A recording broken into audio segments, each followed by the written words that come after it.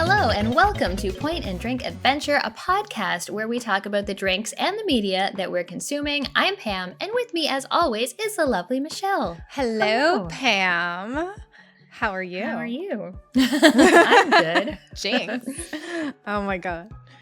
I'm wearing a sweatshirt. I'm gonna be hot as balls. There's a method to this madness, why I wore this sweatshirt. But I'm going to be dying by the end of this podcast because I have lights surrounding me, you know, for podcastiness, and wearing a sweatshirt, and we're drinking wine. So it's going to make me even more sweaty. So that's true. It's going to we'll see. Hot. We'll see how long the sweatshirt lasts. I might need a sweatshirt break. So what have you been up to? Oh, God, I don't know. Things, Pam. There really hasn't been anything exciting going on besides, like, I went on a work trip, which is why we couldn't podcast record. I went on a work trip, and that was literally it, why we didn't podcast last week, because I was out of town. But that was it. Really boring. What about you? Oh. I don't know. Same old. Work's been kind of busy this week. Been climbing a few times. Okay. Playing a lot of the altars and Monster Train still. I started the altars, and I'm literally like, okay, I just started it, and I died, and I went, oh. You mean I have like 3 seconds outside of the area before I get like radiation poisoning? I'm like literally at the first part, like tutorial things, and I'm dying. I'm like, this is a good sign for Michelle if she's dying in tutorial level things. I haven't died at all. I thought I was about to die from radiation poisoning, and then it was like one of your altars brought you back to the base. I was like, oh, okay, good. Oh, I haven't even gotten an altar yet. I'm just yawn in my hot self. I'm looking like no one to save you. No one to save me. I'm like, oh, I'll go look at this thing over here because it's telling me to go look at this thing, and dead. I'm like, oh, this is gonna be painful. I can feel it. I'm just bad at game. I could be just bad at game, but that's fine. But yeah. Oh, I did do something. I went to Falling Water, which is really cool. Yeah, that was really fun. Is that someone's house? Like, or is it like why is it important? Why is it there? No, it was a house that was built for this guy who was a owner of a big department store in Pittsburgh in like the early 1930s. Okay. And so he commissioned, Lord help me remember what the guy's name is, name of guy. To commission, right? Yeah, he commissioned Frank Lloyd Wright to build it, but he wanted to build it because the property was also like a place for his employees who worked at the department store, which is like 3,000 people, as a retreat, a summer retreat, so they could come there and hang out on the weekends and pay like a subsidized amount and just to go hang out at the place. Nice. So it was like really nice. But they actually like used it as like a summer home or whatever, and they wanted it to be, it's a really cool house, like because it's on a cliff looking over a waterfall. So from the house you can't actually see the waterfall. You have to walk away from the house and look at it. And it's really cool design. Nice. I love mid-century modern. I'm a fucking sucker for it. So I wanted everything. Yeah, all the pictures look great. All the furniture is really low to the ground. The toilet was really low to the ground. I'm like, who is gonna get up from this thing? But it was really cool to see, and the design, and there's just the woodwork, and yeah, they were very strict. No touchy anything, nothing. Unless you were outside. Outside you could actually touch things, but like inside, no touchy. But it was really cool. Highly recommend. That's cool. Awesome. Last weekend I went to the Butter Tart Festival in Midland, which is about about an hour and a half north of Toronto. And every year they have a Butter Tart Festival where just like the main street of Midland, which is a very small town, is just blocked off, and it's all vendors. And, you know, there's some of like the normal kind of like, you know, farmers market-y, except not produce and stuff, vendors. And then there's like probably 50 to 80 bakery vendors just selling butter tarts and other kinds of sweet goodies, which was interesting, although it was so busy. And even though I love butter tarts, I love like a butter tart every few months. So I got one butter tart. I got some pierogies, and we didn't end up staying there long. But then there was another. There's like a wildlife or a nature preserve 10 minutes away from the butter tart festival called Y Marsh. So we went in there. We got to see a bunch of turtles and frogs, a bunch of different kinds of birds. A chickadee landed on my finger. That's like some Snow White bullshit right there, Pam. I didn't think. Dylan was like, oh, this bird is following you, because we were walking and it was kind of just like hopping from branch to branch behind me, and I was like, oh, come here, little birdie, and just came and landed on me, and it tried to see if my finger was edible, and then it was like, okay, bye. That is like, you're a Disney princess now, Pam. I'm so jealous. How many times I'm like, come here, little thing, butterfly, bird, or whatever. And it's like, fuck you, get out of here. Leaves. No. Pam, the bird whisperer. Apparently. I'm pretty sure Dylan was pretty jealous. Absolutely he was. I'm super jealous. I want a little chickadee to come on my finger and he's like, Yeah, he was so cute. With sharp little claws. Yeah? Did he leave a little present on your finger?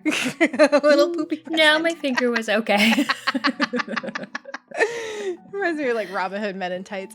The little birdie left a little doo-doo on your finger.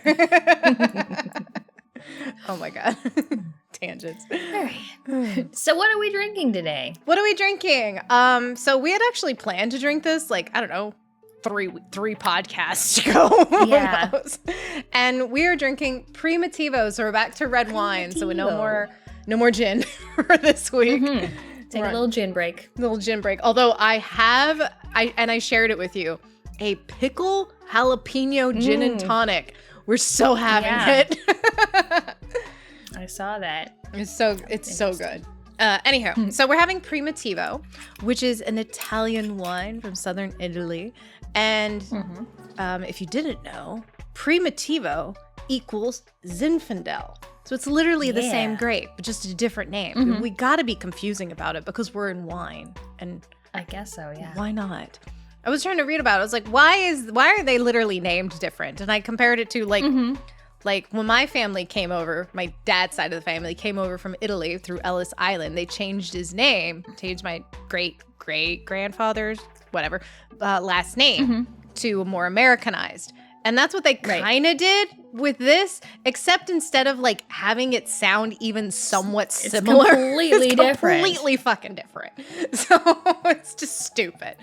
So yeah, Zinfandel is Primitivo, thick-skinned, good pizza wine kind of pizza wine. I had actually had mine with steak today. I spoiled myself. Oh, nice. I had a big old porterhouse and some mushrooms, and it was delicious. Is my wine delicious? Absolutely not. How is yours? Mine's good. Yeah? Yeah, it's all right. It's just like one of those biological, which, you know, they're all biological, but one's like natural wines from Puglia called Senza. It's all right. It wasn't very expensive, but it's very like very fruit forward. Lots of like jammy kind of blackberry flavors. Is yours high in alcohol like mine is? Mine's 14.5. Mine's 14. Yeah, these tend to be a little bit more alcoholic. So my cheeks are going to be blazing red by the end of this episode, and it's going to look real good. And I'm going to have black teeth. It's going to be a hot look. It's going to be great. I can't wait. That's all right. Yeah. But yeah, this mine's not very good. One, because also Pennsylvania sucks, and I went to like a couple liquor stores, wine stores, and they didn't have Primitivo, so I had to get actual Zinfandel and just like basic Zinfandel. I'm like, you know what? We're living our best lives. It's fine. It's fine. It's fine. So yeah, it's very fruit forward, really jammy, lots of oak. I'm gonna be sleepy. Does oak make you sleepy? Not that I notice. I feel like oak makes me sleepy.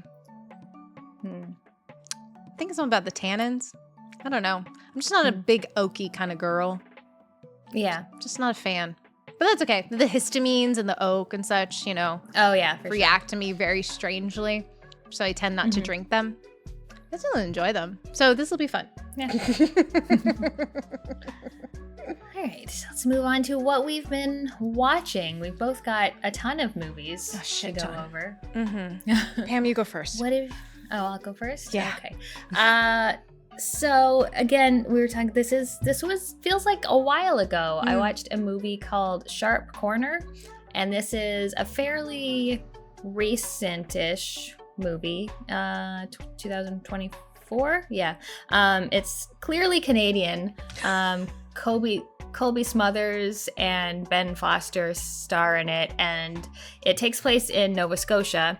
They're a couple with a young child, and they kind of move out into a little bit like the boonies, a more rural area. They're trying to sort of get a new start, revive things. And the first night they're on this new house, their house is on a road on a sharp corner. And like the first night they're there, someone spins out, crashes into the tree in front of their house and dies. Oh, that's nice.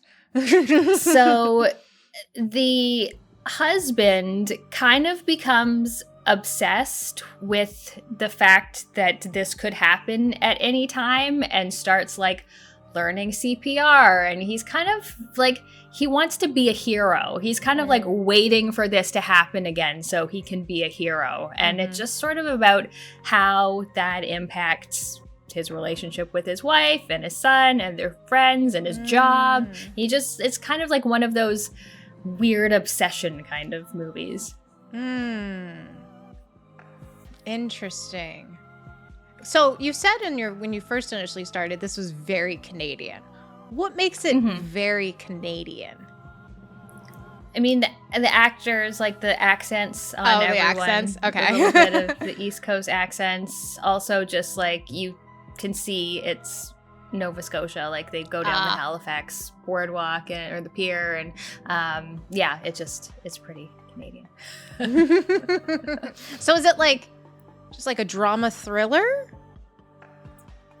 Sort of like a drama, a little dark comedy. Oh, okay. Interesting. Did you like it? I liked it a lot. Yeah, I thought it was really good. It was a very interesting concept of seeing this guy just kind of like spiral out of control just because of where his house is and the fact that he's on this very dangerous road. And did they even witness the crash, or it just happened outside of their house? They were in their living room, and like a tire came through their living room while they were in it. So like they were right there. Oh, okay. In the house. Okay. Yeah. So it's not like they just heard it outside and they go, "Oh my God, this could happen." No, it impacts the interior of the house. Okay, I can see how I'd be obsessed then. Yeah, for sure. I've never heard of this movie. That's cool. Yeah, it was really good. I definitely recommend it. Something a little bit different and less well known. Yeah, a little bit different, which we like. Maybe like you think you're gonna get something a little bit different in some of the movies we watched, and you're like, nope, this is kind of boring. Nope. Yeah. What did you watch? So I've actually never seen this movie before. My Cousin Vinny. Have you ever seen this movie? When I was maybe a teenager, so I don't remember much. Oh, okay. I've never seen it. I've always heard Marissa Tomei is in peak hotness in this movie. So I was like, okay, I want to see hot, big-haired Marissa Tomei with her fiance Joe Pesci, which is honestly like the most random but also most adorable couple ever. Weirdly, because she's so supportive, but in a way that's also like supportive and drives him to do better. I love her because she was like, we can't get married till you like win a case, and he's like, well, I'm gonna win this case when you were just saying we're gonna get married. Anyhow, so the Karate Kid and some other guy are driving down some rural road in the South, and they're from Brooklyn or Queens or some borough in New York, and they get accused of killing some locals because they had the same car and they were at the same gas station within close proximity to each other. So the Karate Kid, Ralph Macchio, calls his cousin Vinny to represent him because he just got his lawyer's license after the 6th try of taking the test. And he's never done a case before. And he's like super nervous. And he's just like, it's a fish out of water story. But so Joe Pesci comes down with hot Marissa Tomei in order to help solve this, or help represent his cousin and solve the case and figure out what the hell is going on in the South. Kind of very much like the, what's the movie? In the Heat of the Night? The one with Sidney Poitier, who is a Philadelphia detective who goes to the South in order to solve a murder. Kind of like that, just from a lawyer perspective. So I guess I mean like sort of fish out of water kind of thing. And yeah, I thought it was really good. And I was reading about it afterwards. And I guess they show this in a lot of like law schools and such as a way to like the things to do right. And the way it's represented in media, like things like this actually happen in a courtroom. Like it's a good representation of how courtroom stuff happens for the most part, right. You know, within reason. And I thought it was very good. I was very surprised. Again, the chemistry between Joe Pesci and Marissa Tomei was very surprising. And I thoroughly enjoyed it. Even though he's like twice her age in real life and just a, you know, Joe Pesci. Yeah. But it's fine. And Marissa Tomei, peak hotness, for sure. Yeah. Now I need Marissa Tomei hair. It's not happening for a while. But, but yeah, I enjoyed it. I can't believe I've never seen it before. And yeah, that's it. What else have you been watching, Pam? So another recent movie that I watched is called Mad S, and this is a French movie. It starts with a guy, he's at his drug dealer's house, and his drug dealer has some new drug. It's like some kind of like red cocaine or something, and it's never like been out on the streets before, but he gives it to this guy, so he tries it. And then on his way back home to meet his girlfriend and go to a party, he comes across a woman on the side of the road who looks like she's escaped from a lab. Like she's all bandaged up and stuff, like bandages on her head and bandages on her body, and she's asking for help. And so he tries to help her, and then things just start getting weird. And it's like part really bad drug trip. It reminds me a lot of Climax by Gaspar Noé, except I liked it way more than Climax. I found Climax very unpleasant. It's that, I forget the subgenre. It's like French. It's like a French horror subgenre that it kind of fits into.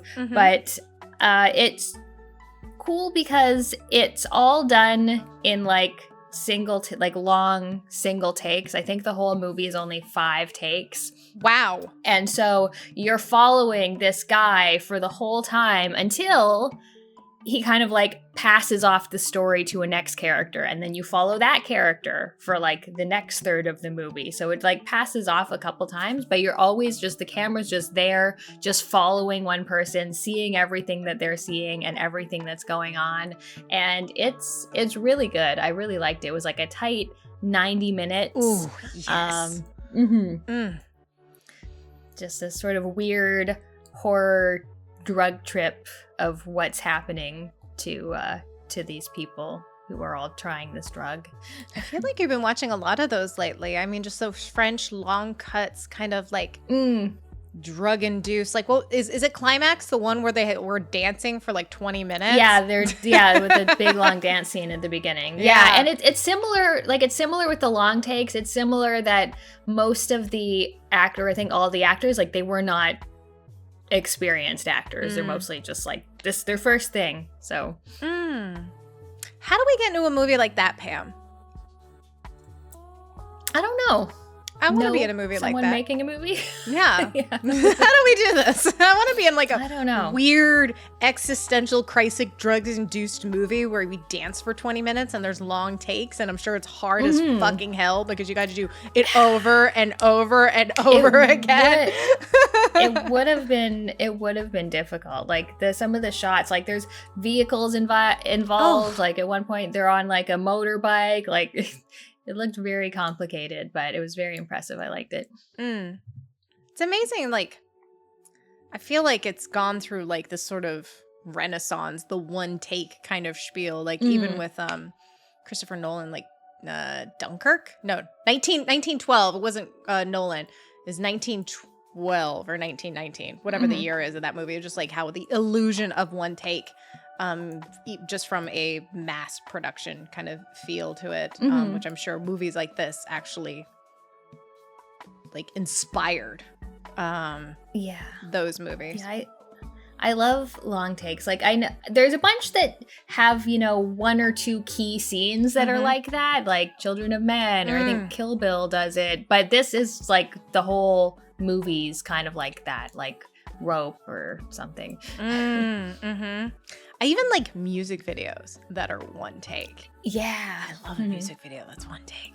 Like the Smashing Pumpkins one, Ava Adore, is one take. That's a good one. And the one I showed you that is like insane of just guys dancing in a basement.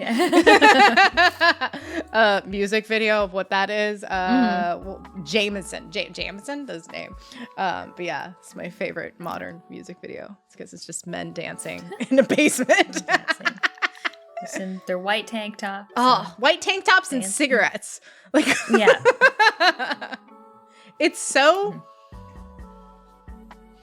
like drag racy. I love it. Oh man, we should get back to Drag Race. Anyhow, what else did you watch? So, one of my favorite directors of all time is Michael Mann, because I love Last of the Mohicans. Actually, I have the movie poster, and I should put it up somewhere. I can't believe I don't have that put up. I'm so terrible. I should get it really framed, like nicely framed. Anywho, that's like my favorite movie of all time, which is a weird movie to be a favorite of, but it's just so good. So I've never seen Heat by Michael Mann, and oh my God, this is not a tight 90 minutes. No. Oh my God. I think it was pushing 3, if not over 3. Oh, wow. Oh my God. It is so long. But it's been a while, so hold on a second. What is it about? I need to refresh the memory. Al Pacino, Robert De Niro, and like Val Kilmer. So what's his face? Jon Voight, Tom Sizemore. This is like a really star-studded cast. Ashley Judd as the crazy wife of frickin' what's his face? Val Kilmer. So yeah. Al Pacino, professional thief. Al Pacino, right? That was Al Pacino. He was the thief, right? Yeah. Al Pacino is the police detective. Robert De Niro is the thief, and he is he's like, I need to do one more score before I retire. One of those. So of course it's like a high stakes deal. He's got bringing all his boys, and so they go through the theft, and then one of the guys like is an asshole and just kills a guy during the theft, and that fucks things up because then Robert De Niro has to kill him because you fucked it up, but he got away. Yeah. So then it just sort of snowballs into this thing of, okay, now we have to find this guy, and we have to find, like, Al Pacino has to go find Robert De Niro and has to go find the guy that killed him, and he has to go, like, get all these people. And it's, like, shootouts all over Los Angeles. I'm like, dude, they just stole money from a bank. We don't have to, like, begin World War III because he stole money from a bank. Like, oh my God. So it's a long, drawn-out, essentially chase scene of trying to find Robert De Niro, and it is incredibly well shot, as Michael Mann does. Yeah, it didn't actually feel like a super long movie. Now, I'm not saying it didn't feel like 2 hours, because it definitely did, but 3 hours, and it didn't really feel like 3 hours, so I'll give it that. Mm-hmm. But incredibly well-made movie. Really great performances, and I can absolutely see why, because Al Pacino and Robert De Niro in a, like, crime-esque, mafia-esque movie. Mm-hmm. Like, since Godfather 2, in which they didn't even share scenes together, so... Mm-hmm. Yeah. Nice. I love Michael Mann. I've only seen a few Michael Mann movies, I think. I have seen Heat, but again, I think I was a teenager the last time I saw Heat, but I do remember really, really liking it. Have you seen Last of the Mohicans, though, Pam? No, I have not. Next movie night! Oh my God. Can we watch in a movie night? Can we? Sure. It's like... Oh, I have to describe it. My ex hated it because he said, this is boring. I'm like, how dare you say this is boring? I mean, it's a, like, it's a French and Indian, it's about these dudes in the French and Indian War. So it's not like, it's a very obscure kind of niche timeline. There's not many movies made about in then, but oh my God, Daniel Day-Lewis is so fucking hot. Anyway, and the last 15 minutes, is like worth it. Anywho, I'm not talking about that movie. I'm talking about Heat. But anywho, what else have you been watching? So I watched a couple David Cronenberg movies that I will just smush together here. Oh, Cronenberg. Fuck Cronenberg. I got to talk about him too in a minute. In not the same way. The first one is The Brood, which is from 1979, and it's about this man and his wife has gone to this therapist who's doing weird shit, and weird stuff happens, and I don't have much to say about it, honestly. It was very slow. It was very drawn out. It wasn't a long movie, but it was just like kind of boring until the last 20 minutes, which are excellent. Oh my God. By the beginning, you really don't know where it's going, because it's just about this therapist is doing these weird mind things, and then these strange little mutant midgety children are killing random people. And the only thing that really gives it away is the title, The Brood, like what it eventually ends up being. But yeah, it was kind of boring and then great for 20 minutes. So, So I have to ask, because one of our favorite trailers from Summer Game Fest was The Ill. And at the very end, you're kicking babies. You're kicking babies. So are you kicking babies? Because I just no, there's sadly no kicking babies. They're all there is a scene where a bunch of, like, children, not babies, but are like on a large man, and he's like knocking him off. But it's almost. We got halfway there. Yeah, halfway there. So the one that I liked much more is Dead Ringers, which is really good. I actually watched, they made Dead Ringers into a series, like a limited series with Rachel Weisz, and I really liked the series, but I had never seen the original movie. Is that the one about the plastic surgeon that you talked about?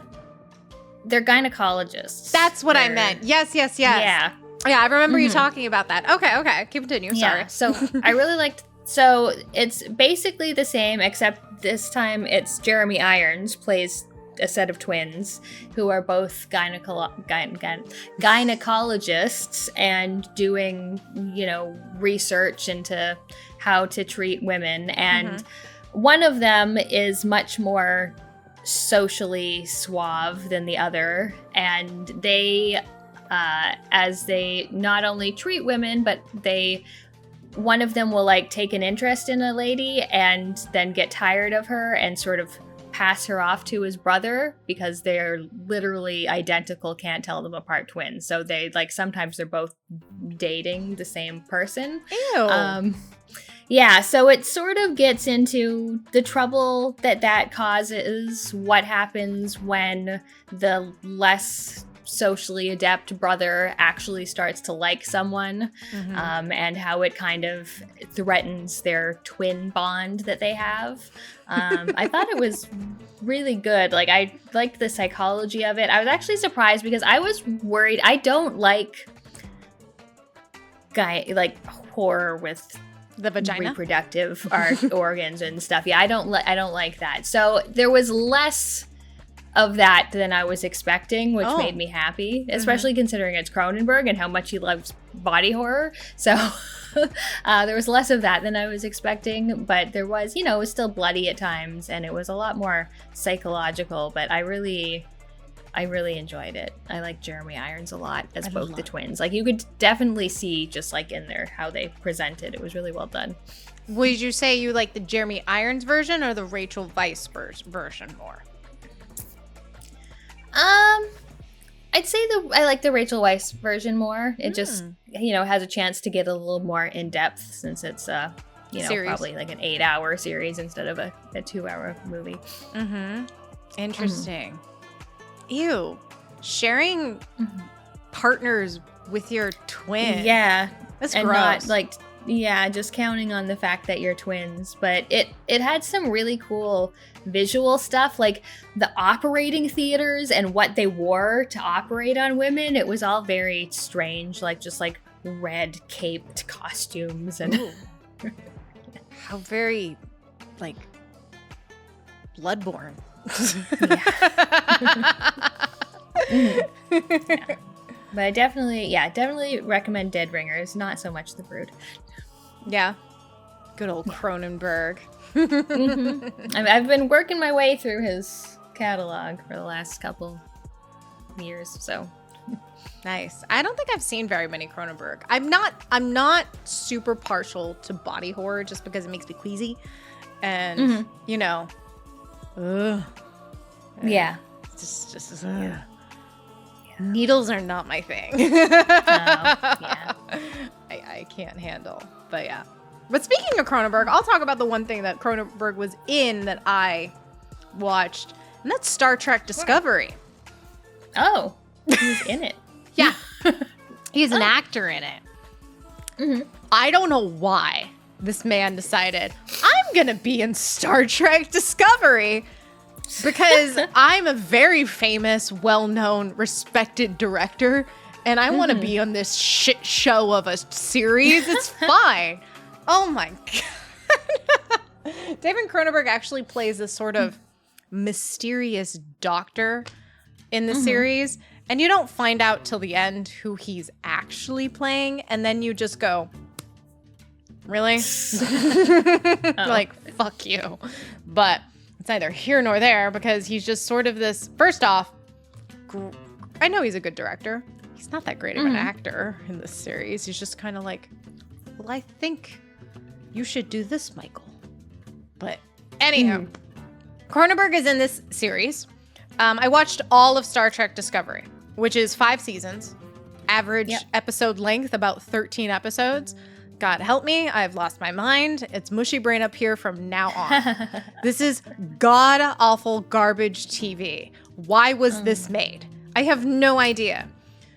The first 2 seasons were like, okay, I can deal with this. It's weird. The Klingons look fucking weird. It's stupid. But you know what? I don't hate it too much. Michelle Yeoh is like, okay. She's obviously just phoning it in just to get a paycheck. And she's literally playing Space Hitler. So at least she's an evil Terran emperor. That's kind of, that's badass. Not in a comparison to Hitler way, but, she's just an evil person. But then, starting at season 3, we just get fucking stupid.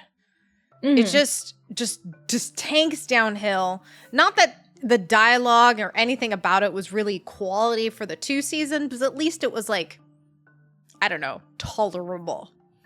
Season 3 through 5 was just like, what am I doing with my life? I don't know. It was really fucking bad. The lead character is so inconsistent. She's a fucking Mary Sue.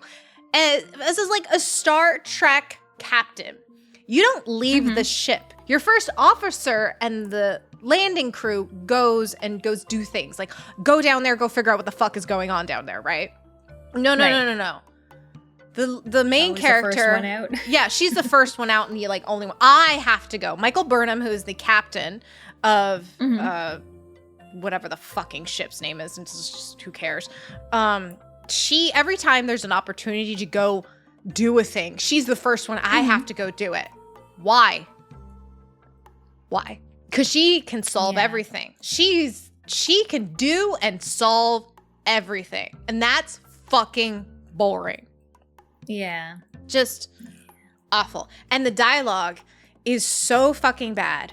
It's like, because when you like the dialogue in like shows when they talk over each other, like for example, Pam say I don't know, the warp core is going to explode because the transition thing is going over here, and like nobody talks like that. Nobody just interrupts each other and completes each other's sentences. Yeah. No, nobody talks like that, and that happens constantly. It's like they're having like a meeting, and they have like some thoughts going on. They're like, oh, what if we do this? And they just talk over each other. I'm like, bitches have never been in a fucking meeting before. It's so bad. It's the worst track I've ever watched. It's the worst track I probably ever will watch. It was worse than Picard the first 2 seasons, so it's got that going for it. That's bad. It's bad. It's fucking bad. It's so bad. Oh, it sucks. And the chemistry between the characters, they're just like, they're all the same. The bridge crew on TNG and even DS9, you knew each individual character. Each individual character had their own thing, had their own distinct personalities. I couldn't fucking tell you the names of the people in the bridge crew for Discovery because they didn't flesh it out. They didn't have time to have individual personalities. They were just all the fucking same. And all they did was shoot reaction shots of them just going, oh my God, I can't believe we're doing that. And everything, absolutely everything on every episode is life galaxy-threatening, world-ending bullshit. That's what I actually started Star Trek Discovery when I saw it came out, like whenever that was, and I was like, oh, Discovery. Made me think that it was going to be like the episodes of TNG or the original series, which are really the only ones I've seen, where like they go to a new planet, they discover new people. Some bad things ensue, and either they come to a common understanding or they barely get us out with their lives, like whichever. It's just like, we're going to discover new things and go new places. And then literally in episode 2 or 3, it's like, nope, Klingon War. Like, oh, okay. And then I stopped watching it.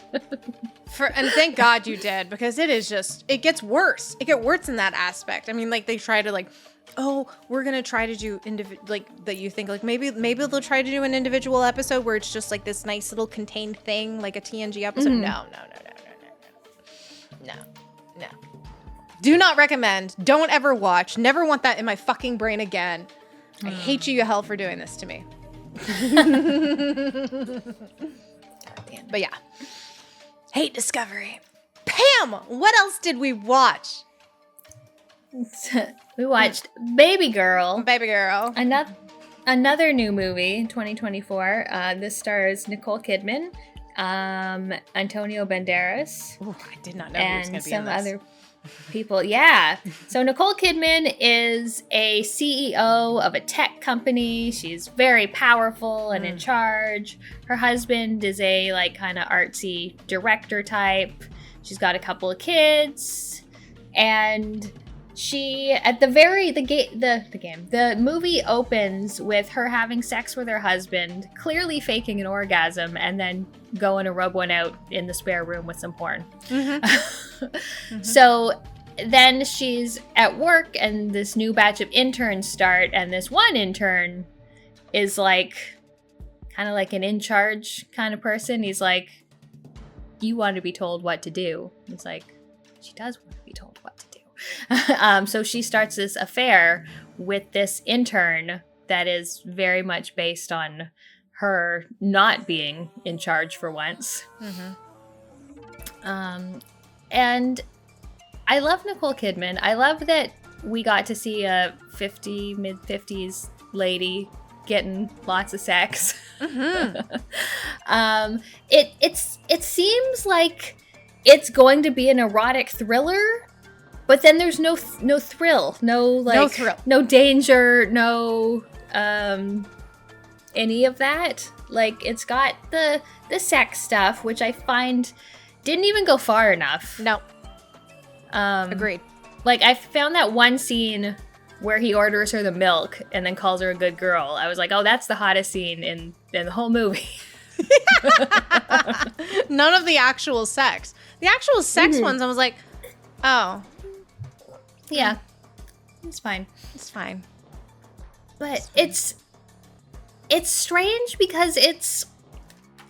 Like, on the one hand, I enjoyed that once everything sort of comes to a head and key people find out about this, everyone's very mature about it. Like, they talk, they forgive. Sorry, I'm going to spoil this movie. That's fine, like, spoil it.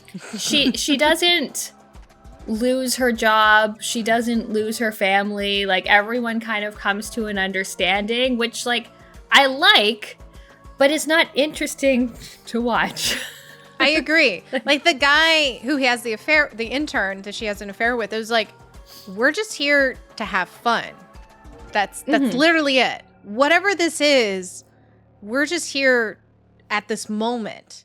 This is not, he knows it's not going to last, nor did I ever felt like he would threaten their dynamic or her position, besides, like, in a way of power that she felt like was hot. Yeah. The only time that she felt somewhat threatened was, like, it wasn't even that threatening, was, like, her assistant said, I know that you're sleeping with this guy, so I need you to promote women more in the office place. And I'm like, this girl's way too good. Yeah. Yeah. Like, she's not gonna get her in trouble. She's just like, I need you to be better. Yeah. There's so few women CEOs out here. You're gonna stop this nonsense, and you're gonna start supporting women in your own organization more. Like, yeah. And she's like, I don't want a promotion because of what I know. I want a promotion because I'm worth it. I'm like, girl, take advantage.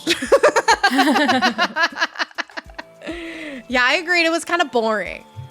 The sex scenes were, like, not hot at all. You know, like, there were some, like, not even the non-sex scenes. Like, them going to the club together was, like, more hot than them having sex, you know? Like, yeah.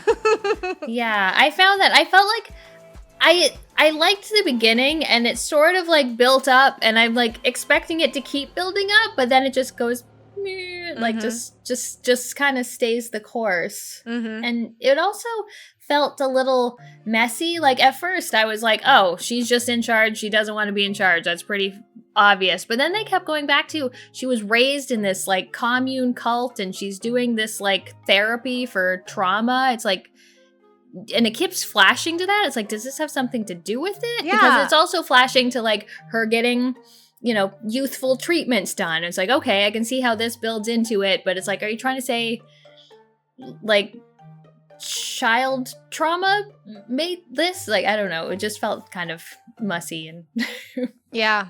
It also just felt like the relationship with the husband and sexy fucking Antonio Banderas, that she was just like, she was just bad at communicating her needs.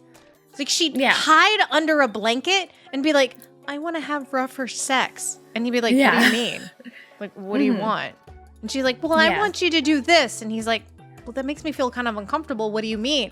She's like, she's just so bad at communication. I'm like, good God, you've been married for 19 years. Fucking spill it out. Say what you feel, woman. Jesus. Say what you need. Exactly. Ugh. Yeah. Ugh. Yeah, it was kind of boring. Yeah, it wasn't as good as I hoped it would be. Yeah, me too. But I do have a sweatshirt that says Babygirl, so I wore it. That's true. Even though they only mentioned Babygirl once in the movie. It's fine. Babygirl. What else did we watch? movie night over here in Pam and Michelleville, we watched a Terry Jones, is that his name? Terry Jones movie called Erik the Viking.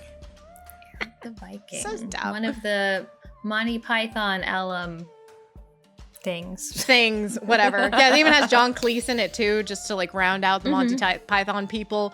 I think they're probably missing a couple other Monty Python people. It's got another one of them too, the one who always dresses as a woman, whose name I forget. Oh yeah. He's got the weird women. Yeah. Don't know his name. It's fine. Tim Robbins stars as Erik, as the titular character, Erik. I love Tim Robbins. We're just on a Tim He's Robbins so roll. fucking cute. We are. He's so cute. He plays this like kind of stupid Viking who's like, I don't want to rape and pillage. It's like a Viking with a heart of gold. Yeah. It's like, I don't want to do this.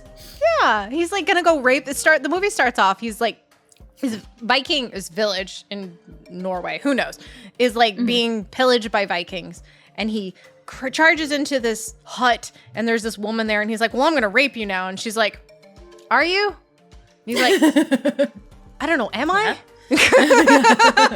And he has this sort of existential crisis, be like, I'm a good person. Are you attracted to me? And she's like, well, what the fuck do you mean? Are you gonna rape me or what? Like, it would be nice if you liked me, and then he's like, how am I supposed to like you? You're killing everything. And so he sort of has this crisis with this woman. And then all of a sudden, two of his Viking buddies charge through the door, and they're like, oh, are you done with this chick? And he's like, I guess. And they go after her, and he's like, no, don't do it. And then she ends up dying as well as the other Vikings. And he's like, oh, fuck. I killed her. I didn't want to kill her. She was cool. She was like, we were having a conversation. So then he's like, okay, well, now I have to go figure out how to bring her back to life. And I'm having this, like, again, an existential crisis. So I have to go see Catwoman, what's her name? Eartha Kitt in a cave to go figure out what it is I need to do. And that is to go on a journey to the edge of the world to blow the horn of something. Something. To go clear out the night that's taken over the sun. And Viking bullshit. Anywho, I grew up with this movie. So I love it because it has super amounts of nostalgia for me. Rewatching it, I'm like, wow, this is like so dumb. What do you think? So I thought the first scene, the rape scene, was pretty funny. Like, I thought like, oh, okay, this is a fucking weird movie with a strange sense of humor that I like. And then the whole time that they're in like Viking land, I'm like, this isn't funny. Like, is this not a comedy anymore? Like, nothing funny is happening. But then they leave, and then once they get to that other island where they're not allowed to do violence, then it gets funny again. So it's got weird inconsistencies of where it's funny. It's definitely not the best Monty Python group movie. Yeah, I don't think they quite have the like punchiness or comedic timing of most Monty Python movies, but like it was pretty charming. Like I like Tim Robbins. I think when I laughed the most is when they wanted to sing a song and they bring out those horrible instruments that everyone is so aggressive on. And they're like, do, da, da, da. So stupid. Like, maybe he'll like the one that goes ta, ta, ta. They're so terrible. And they're so delusional. And some of the things like, oh, the cloak of invisibility. Like the fuck? Yeah. Stupid. Yeah. But okay, I have a special place in my heart for that movie just because I just like that kind of stupid. I love stupid comedies. Like, yeah. And this movie definitely could use more of it, but you know, when you're a kid, it's good. It's good. It was fun. I'm glad I watched it. Yay! What else have we watched, Pam? Sinners!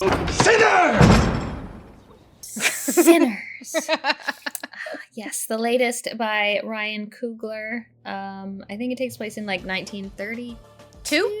I think it's 32. Yeah. in the American South, and it's about a young musician. What's his name? Sammy. He's a musician. His father is a preacher, but he just wants to be a musician. And his two cousins, who are both Michael B. Jordan, come back, and they've been in Chicago. They're like bad news. They've, they do lots of crimes, and they, are not a good influence on this young man. But they want to open a juke joint, and they want Sammy to play music at this juke joint. So it sort of goes over the process of bringing this together, building up the town, getting people to work for them, like people to work the door and people to provide them with booze. Oh no, they had the booze. Other musicians to play, people making the signage. And so they just bringing this sort of community together in order to have this this dance. And it starts, and Dylan didn't know this, which was funny, because Dylan had no idea where the movie was going, but it is in fact a vampire movie. Yeah. Going into this blind is the way to go. Yeah. Which, I should say before we actually started. Yes. Spoilers. Don't listen to us. Go watch the movie first, then come back, because I knew that there was going to be vampires. Matt did not. And he goes, okay. What the fuck is going on with this? Is this a vampire movie? I'm like, yeah. And he's like, oh my God. It takes such a tonal shift, which I loved. It really does. I loved the tonal shift that it took, because it was like, you really think it's like this antebellum, like, it's about the South and the dynamics of the Southern communities and how these two guys are going to start this juke joint with the Ku Klux Klan thrown down their throats, and they have the mafia down with them. No. That's not their real problem. Yeah. It's the vampires. It's vampires. Yeah. But continue, sorry. Yeah. So I don't want to give too much of the movie away, but it eventually turns into like how they battle the vampires and what they're going to do about that. And a big theme is just about music, and even in the intro, it's talking about how some people can make music so good that it sort of like breaches the barrier between the living and the dead, and the past and the present and the future. And so this music that Sammy makes is so good, and it's also one of the reasons the vampires go after them, because they want to be able to breach that living dead barrier and be able to like see their pasts, which is really interesting. Yeah, I really liked it. I really liked the vampires. And I really loved, we're going to do, it's not super spoiler to the story, but I loved how they were Irish and sang Irish tunes. Yeah. It was so good. And even them, like, they were singing these Irish tunes, and even like the head vampire was talking about how like, his like land and his culture were kind of stolen from him, and like that's what he's wanting to get back. But having all these vampires, and they're like trying to make a little vampire family. Like, I love the woman who, is a fucking KKK member, and she's like, we're gonna build a clan based on love. Like, love! She's in the background going, love and like, love and belonging, or whatever she's screaming back there, and you're like, this is such a fucking cult. It's so... I enjoyed this movie. This movie was fucking fun.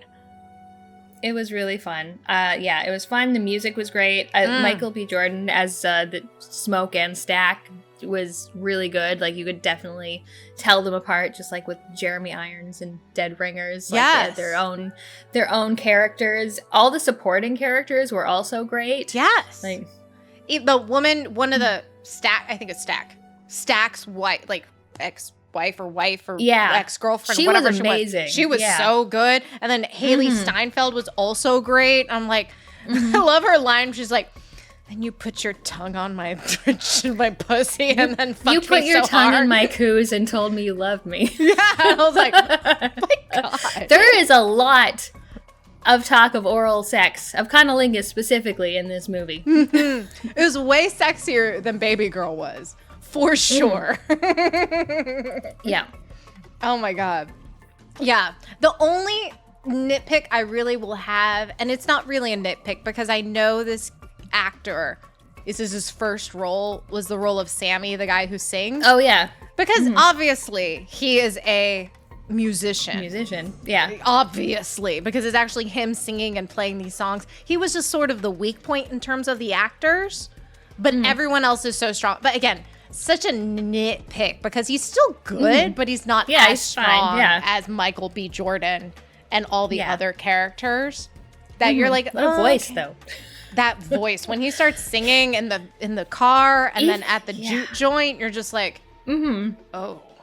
When he sings, even when he talks, like if you just heard him talk, you'd be like, oh, that man is like 40 or 50 years old. You would not see this young man. Like, yeah, agree. Great movie. Lots of fun, which you needed fun for a vampire movie. And I loved the huge tonal shift it takes.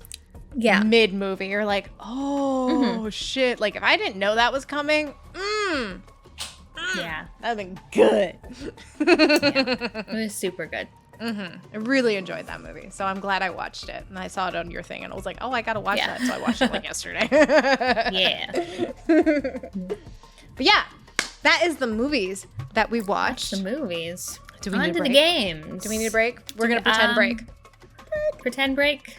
Drink break. My drink's right here. Break! Sinner! Okay. You obviously have more more games than I do because I haven't played a fucking game since I beat Expedition 33. I'm in such a funky mood. Oh no. I mean, I've started to play Fantasy Life, the girl who like stole time or whatever, which I'm really enjoying because it's like cozy and like whatever. But yeah, it's fine. Talk to me about the monsters on a train. Monsters on a Train. So this is the sequel, Monster Train 2, to a game that came out a few years ago, which I enjoyed the first one. It is a roguelite deck builder. So, like, you know, comparable to something like Slay the Spire. I personally have enjoyed Monster Train 2 more than Slay the Spire. Oh. I think I prefer this. I think this is my number one of that genre right now. There's a story that I don't give a shit about. Angels are taking over heaven, or demons are taking over hell. I don't know. Something. It's like Angels, Dark demons, Souls. Who hell, gives a heaven, shit? something. I just want to play it. But you're on a train, and you have to protect your pyre, which is basically your engine that's taking you through these places. And your train has 4 levels, so you can put your cards or your monsters on 3 levels, and then the top is the pyre. So the enemies come in on the bottom level. You have like a combat round, and then you can like play more cards, more monsters, more spells. Then they go up a level, you have a combat round, and if anything gets up to the pyre, it'll start attacking the pyre, but the pyre also defends itself. It like does a pretty strong attack. So you're basically just trying to get through all these levels without your pyre taking too much damage. Between each round, you can go on the track, like you can go left or right, and like on the right might be you can heal your pyre and you can get a new card, or you can get some gold and you can go to a shop where you can upgrade your spells. So you know there's a bit of opportunity for like how you want to build out your character. And one of the coolest things to me is that in the game there's 10 clans. There's only 5 when you open, but you get more. And you play 2 clans at a time. So you're always kind of like trying to synergize 2 clans. So you get a hero character from your primary clan, and then you get the rest of the cards, a mix of 2 different clans. So like one of them is dragons, and they're all about treasure and doing like fire effects on things. And one of them is mushrooms, and you can just keep like propagating more mushrooms as you go. There's like a Healy class, a class that's based on like reanimating things. There's like a very shield-based class. So it's really cool being able to like combine all of these different things to go on these different runs. So I really liked it. One of my favorite parts about it is that there are these dimensional portals, which are basically like set challenges. So it'll be like, this is your primary clan, this is your secondary clan, and then there are these things, like all of your enemies have spikes, so when you hit them, you take a little bit of damage. Or when your enemies die, they explode and do 5 damage. Or, you know, just like little modifiers to like make the run a little bit different. Mm-hmm. Mm-hmm. And I really like it. It's lots of fun. Yeah. Have you, is there an end? So... I don't know that. So you can like get to the end of the track, and that's like the first end. And then it sort of opens it up. It's like, oh, but if you go through it and put each of the bosses on hard mode, you get these Titan stones. And then it's like really the end. But then it's like, oh, just keep going. You know, just keep playing. It's just fine. Keep going. There's more of the story that you don't care about. Just keep playing. Just keep going. It's Snowpiercer. It's revolving around the planet on a train. Mm-hmm. You're like, you'll be fine. Yeah. Yeah. So I would say I could say I've beat it, I think, based on the fact that I've done like the regular beat and the hard mode beat. And but then there's also like different heats or whatever. They're not called heats, they're called covenants. So you can go from like level 1 to 10 of difficulty, which is like even going from 0 to 1 is quite a change in difficulty. But so yeah, there's lots like of content. World War Z when you're like, we're at 3 and we go to 4 and we're like, oh, we're dying. And it just gets stupid. Yes. Yeah. Yeah. It gets way harder. Yeah, but I like it a lot. Very good. It's on Game Pass. It's on Game Pass. Go play it. I've been meaning to play it, and I just, again, I'm in this funky mode. Funky game mode where I'm just like, I don't know what I'm doing with my life. I haven't even really streaming a lot because I've been busy. And so it's just, I need to get out of the funkiness. Mm-hmm. Yeah, it's hard. It's Expedition 33 is like a hard one to follow up. Blueprints and Expedition 33. Yeah. So it's like you have these 2 bangers, one right after another, and I'm like, what the fuck do I do with my life now?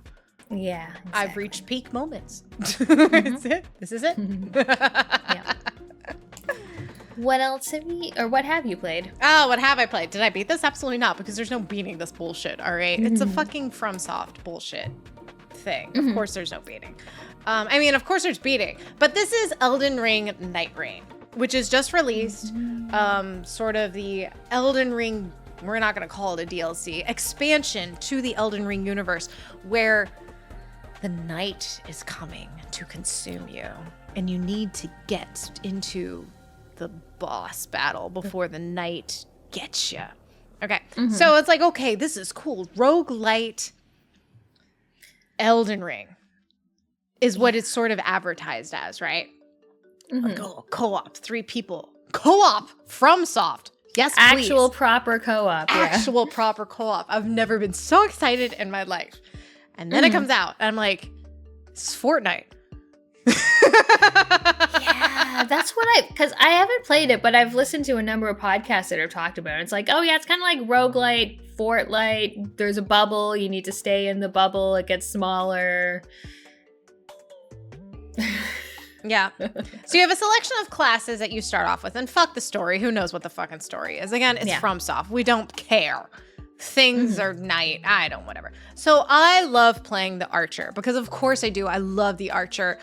The Archer is very helpful as well in a co-op group because the way to revive your characters is to hit them. So if they die, if you go down and say I'm an Archer, I'm just shooting arrows at your head in order to revive you. That's the way to revive. Instead of like walking up to you and pushing X, I just I whack you. So it's awesome. Were there not enough key bindings for a res button? Okay. Nope. You just shoot them. So it's kind of cool in that sense because you have these like special abilities. Like I have this ability where I shoot an arrow and it like stuns a really big hit to the boss. And if I just throw it if I fart in your general direction, then it will heal you and bring you back to life. Okay. Yeah, so you have to strategically use it. Your big, at least for me, being a archer, strategically use your big special ability for when people are down so that you heal them faster to bring them up as well as hit the boss. So that's kind of cool. Yeah. But we're still playing fucking Fortnite here. You're still just thrown into this world. RNG. The map stays essentially the same with some different aspects. Like, things obviously change about it. Like, where stuff is. Some things are stayed consistent. Like, I think, like, where graces are is consistent. Yeah. But, like, where forts and stuff is different. So you have to just sort of like, all right, I've selected the boss that is weak to poison. So I'm going to go for things that are poison so I can be better at the boss. Right. And so you get into the world, you run around with your buddies, and then all of a sudden they're like, the night is coming, and the world gets smaller and smaller. So then you have to go into this particular point where everything is just, that's the boss battle. This is round one boss battle. Beat that boss. Oh, yay, beat the boss. Whew! World is back open again. Run around, figure out what you want to do next. Oh my God, the night is coming. Worlds go small. Go to beat the second boss. Beat that boss.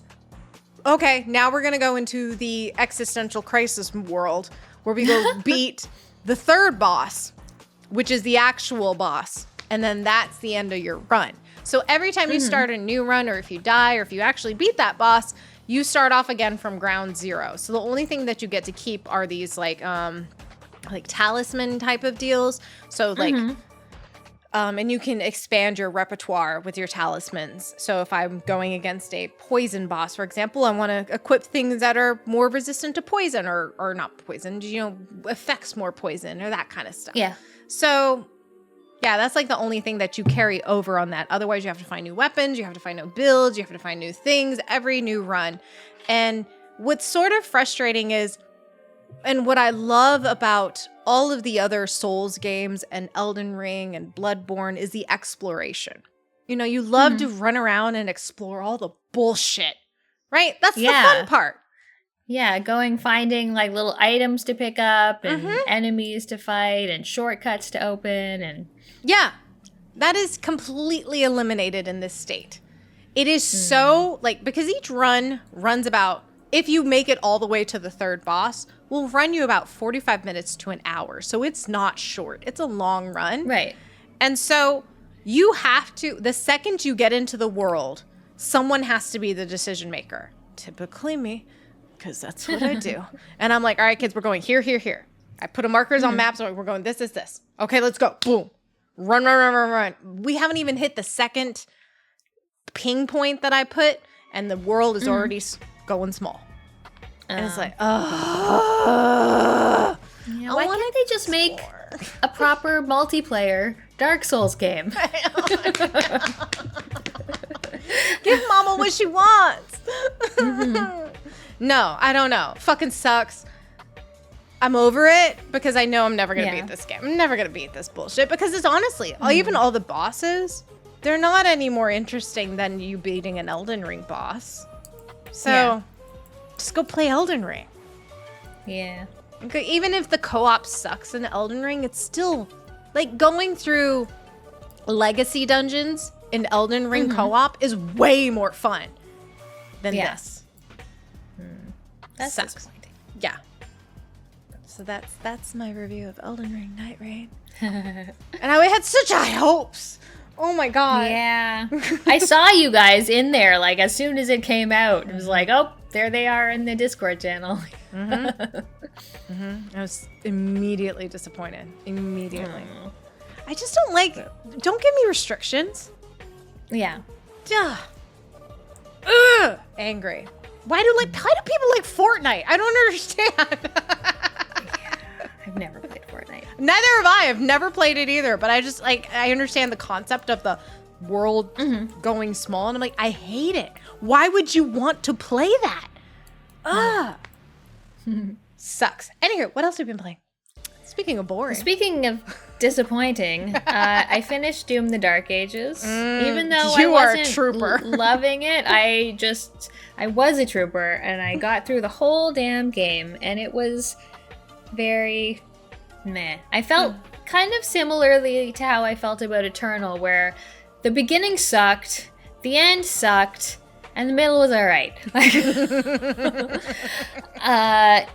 So Doom Eternal, I wouldn't say it's slower, like you move slower, but one of the things you're like a much tankier character. You've got a shield, like a saw shield, and you can like throw your shield, but you can also shield charge things. So that makes it pretty fast. Like you can move around very quickly with that shield charge. But it also has a lot of bullshit, like parrying everything. Just like something flash green, press parry. It doesn't matter if I'm facing this way and the enemy's over here. I press parry when his green attack comes. It fucking goes right back and hits him in the face. It doesn't matter.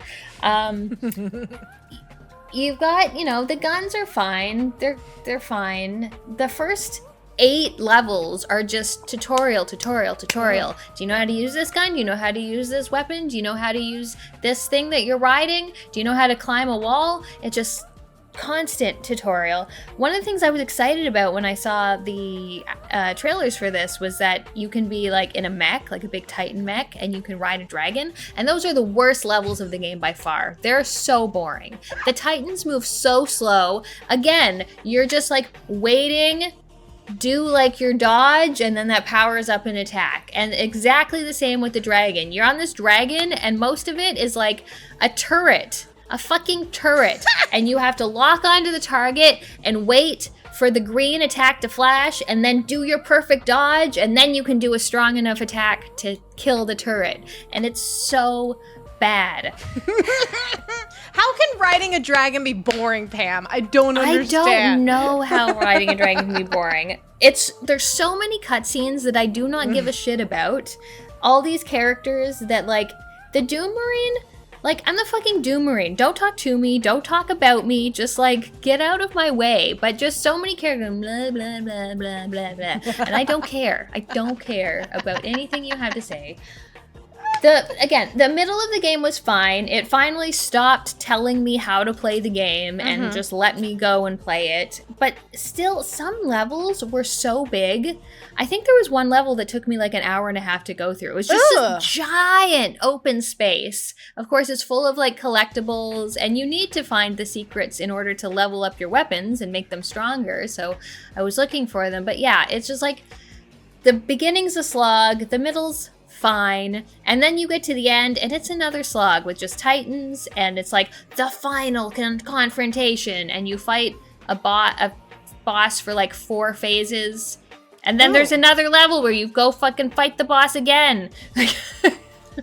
Oh my god. And probably cutscene after cutscene after cutscene after each phase, and you're just like, kill the momentum. Yeah, it's just, I don't know. I just want more Doom 2016. Like, just let me go and kill things quickly. Also, there's no glory kills in this game. Like, there used to be cool things. You just like rip rib cages apart. Here, it flashes purple and you just like kick them in the chest and they explode into ammo and health, and it's like, this is. Oh, that sucks. That's like one of the best parts about Space Marine 2 was like, I go in and steal a kill and do this like fun animation movie going ripping a guy's chest apart, or me stabbing him in the head, and it's like, what kind of variation can I get now from a flying dude versus a land dude? Oh my god. That's like the best part about Space Marine 2. I don't understand. Oh, that sucks. Doom is supposed to be gory and ridiculous. And supposed to be gory and ridiculous. Yeah. So, disappointing overall. Sadly. I played like a couple levels of Doom when it first came out because everybody and their mom was playing it. I was like, okay, I'll give it a try. Yeah. And I was immediately bored. So, this shield charge thing, I was like, I'm just going to do this the whole time. Like, boring. Yeah. That's a bummer. Speaking of more disappointing games, we are in such a rut. I'm in such a gaming rut. We're gonna start. Well, I'm gonna start and end positive, but we're not there yet. We're not there yet. What else did you play? I'm gonna keep on with the boring babes. FBC Firebreak I tried this out with the boys yesterday night. Yesterday? I don't know. Whatever day it was. Yeah. So this is a sort of sequel to, or the same universe as Control, which is a game I played streaming recently, and I really enjoyed. That was a great game. Really cool concept. You're being in a corporate lifestyle, and you got to go kill things because corporate life is evil. And I'm like, babe, I can relate. But you've got telekinesis. It was great. But this is different because it's essentially built for co-op, which I'm like, cool. That's really cool. 3-player co-op. But you play this sort of like Firebreak team. So you're there to like clean up things before the directors get there, I guess, or after the directors have left. I'm not sure which, because story, who cares? And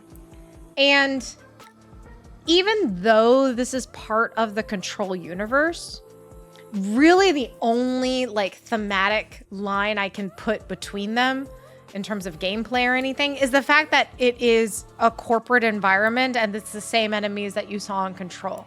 Otherwise, that is it. You don't even get, in Control, you have these cool mind control abilities where you pick shit up and you throw it at the thing and then you shoot them. That's the fucking best part of the game. I want to throw a fucking chair at a dude in a wheelchair in the sky and knock him off his ass and then shoot him with my fucking shotgun. Yeah. No. Maybe you get that ability down the road. I don't know. But you don't have that at all. It's nothing but a horde game. So you just play a sort of horde mode where the monsters from Control come at you tenfold. So there are just multiple more of them and more big things. And you were just essentially going through these levels. So for example, we did the first level and you do it 3 times over. So each one is of ascending difficulty, level 1, 2, and 3. When you get to level 3 though, it really is just an extension of level 1. So you're just with fetch quest. You have to go remove all the sticky notes because sticky notes are bad. So you just run through the level, destroying sticky notes, which just means running through them and going underwater in order to remove the sticky notes because they get stuck on your face. And that's bad. That's bad. But you just run through the level removing sticky notes and then killing monsters and then hordes of monsters and then finding where there's water to remove them. And then the next level up, you're doing the exact same thing, only it's bigger. And the next level up, you're doing the next thing, only it's bigger. I'm like, this is fucking boring. So it's not fun. You don't have the mind control ability to throw shit. The controls are not great. Even like the monsters are fucking stupid. Not that they were smart in the original game, but they're just bad. They're just bad AI. And it just felt like a bad Call of Duty game. You know? It was very uninteresting. It didn't feel like the Remedy universe at all. That sucks. Yeah. Because I like that universe a lot. It's interesting. Me too. Yeah. And this sucked. Boo. Yeah. Boo. Let's end on a positive note, Pam. Tell me about some sexy mech butts. Yeah, so Dylan and I finished the original Gears of War trilogy. We finished Gears of War 3. Finished Marcus Phoenix's story. I think we defeated the locusts and now they're gone forever and everything's probably a happy ending now, I'm pretty sure. Yeah, it's fine. Everything is fine. Yeah, honestly, I feel like the Gears 1 through 3, they're pretty similar games. Same kinds of weapons, same kinds of controls, just like a fun cover shooter where you play these big beefy men with necks larger than their heads. In this one, there's also some women. Yes, some I do love the Anya women in this. Sam They're just as beefy. And you get to play as them. I liked where the story went. I enjoyed the gameplay a lot. I don't have a whole lot to say about it. I still think of the original trilogy. 2 is my favorite. 2 had like a lot of different kind of environments and vehicle segments. Like there was a lot of different vehicles and things that one person drove, one person shoot, which I really liked. But yeah, I really like the Gears games. They're very fun for co-op. I love the places where it sort of branches off and it's like, one of you take the high road, one of you take the low road. But I also love that you're still never alone. You still have an AI buddy all the time with you. And there's usually 4 people and they're sort of chattering. And it's nice to have them there to like resurrect you when you're stupid. Yep. Yep. Yeah, I like that too. I love the split screen aspect of it.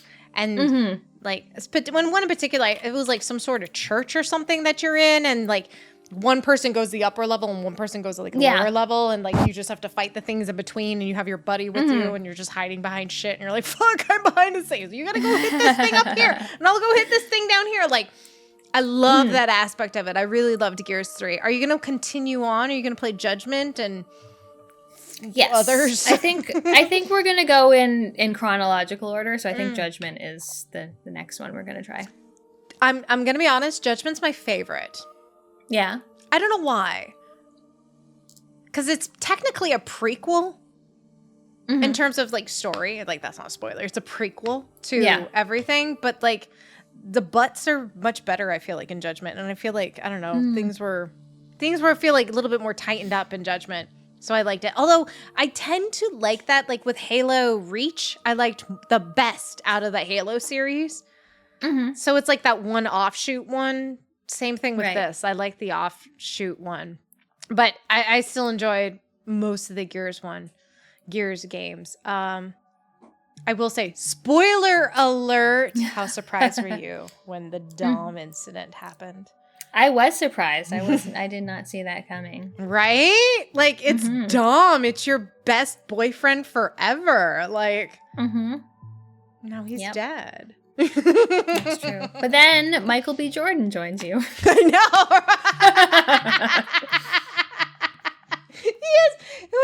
He was playing like sports ball, some sort of sports ball. I don't remember what it was, but you know, pre-infestation war or whatever. He was like a big athlete. I love that. And then the blonde dude, which nobody cares about.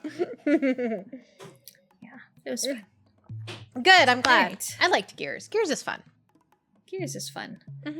Did you have any pickups? I do. So we're gonna cut. First things first. Why am I like already? I don't know what happened. All right. First things first. This vinyl I got. Look how fucking thick this is. Holy shit, that's gigantic. This is Elden Ring Shadow of the Erd Tree. Now, do we care about the music in Elden Ring? Fuck no, we don't. I mean, it's just like background music that you don't even realize is a fucking thing. But oh, look, I have a certification of authenticity. Oh. Nice. And there's like 5 vinyls in this thing with the artwork is just, this is why I bought this. The artwork is fucking incredible. Oh, wow. It's so fucking good across the board. Ooh. For the artwork. Shiny So I was like, fuck yeah. And then it gave me like a little vinyl plat thing. Like, you know, those like